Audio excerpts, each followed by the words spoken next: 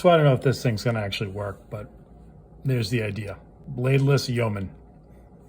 And like a lot of people, my son included, they'll carry a folder with their Swiss Army knife. So I'm thinking, well, if that's the case, then why don't we just get rid of the blade?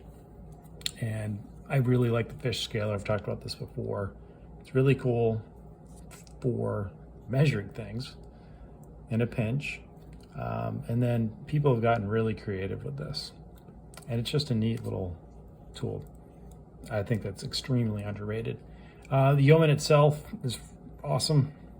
So what we're doing here, I love that. I love the fluted corkscrew too. Look, I think it looks nice. So it's a nice looking knife. I don't know if this is actually like would be kosher for like flying these days in the US for TSA. I have no idea. I haven't flown in a long time where they're at, if you can have scissors or not. The whole thing's ridiculous, but who knows? Maybe you can't have them now, but it'd be pretty sweet if you could bring this thing on a plane. And what's going on here, just give you some details. So where the normal, so I got the blade spring, obviously I'm using.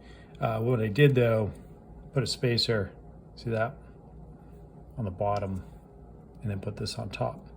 Normally there'd be nothing there, you just have your main blade here.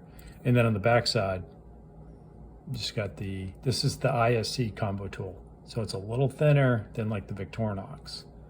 And then I threw the other spacer on top, and I don't know if you can see it, but I had to grind it down. So the idea is that when this thing comes down, it's gonna sit lower. It's not gonna stick up. Now, when this thing finally gets put together, we'll see how this thing flows. You know, if this is actually gonna be smooth or not. And if you noticed, see that I threw a full liner right there to help guide it. Yeah, it's not working right there, but again, this thing isn't like, see, this actually kind of came out. But the idea is it'll help keep everything in place. So I think once this thing's actually assembled, as it's coming apart right now, I think it's gonna work. So it'd be pretty cool. I'll keep you posted, but that's where I'm at right now.